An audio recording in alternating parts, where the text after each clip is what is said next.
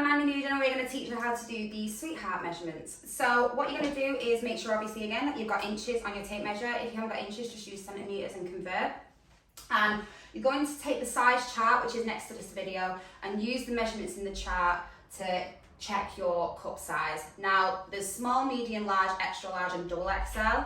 They roughly translate obviously to A, B, C, D and E. However, please don't take that as the only guide for your size, because high street sizing may differ from our sizing, so please make sure you use the measurements to double check.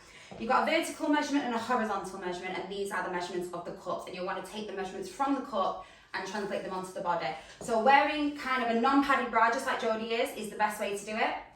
And starting with the vertical measurement. So I obviously know Jodie's measurements very well, but looking at Jodie's height and chest size, we're going to basically start roughly at the large. And the large vertical measurement is 7 inches.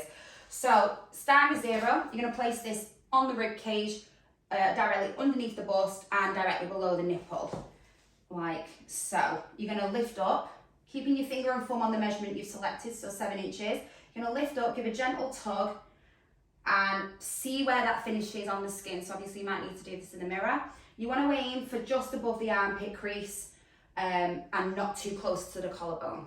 So anything kind of on level or below the armpit crease is probably a little bit too short, and then obviously anything too high up near the collarbone is probably a little bit too big. So 7 inches is obviously a really good measurement for Jodie. It finishes right where we want it. Once you found a measurement that obviously works for you, then go on and move on to the horizontal measurement. The horizontal one is basically the one where you'll find out if that cup size is great for you.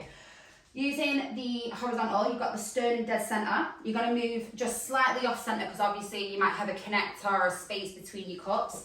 So I normally just move about 1 centimetre over to allow for that connector. And you're going to start along the rib cage, just there off center to the sternum. And you're going to measure along. The horizontal measurement on the large is a 6.5. So we're going to measure along and see where 6.5 finishes. I'm just going to drop this hand so you can see, which is just here. And it should finish literally at the edge of the breast, which again is perfect on Jodie.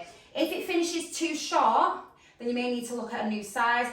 Again, if it comes too wide into the lat, then obviously it's probably a little bit too big, so then you can adjust accordingly and move down a size or move up. You can relax now, Jodie. If you're tall, then obviously, for instance, 5'7" and over, then you may want to look at starting medium, even if you're very flat-chested. Obviously, the small will then make you look a bit top-heavy. So then obviously you want to take into account your category and what your goal is for your look. So using the size chart and a tape measure, and you can also drop us a message if you're ever unsure for us to have a look at it.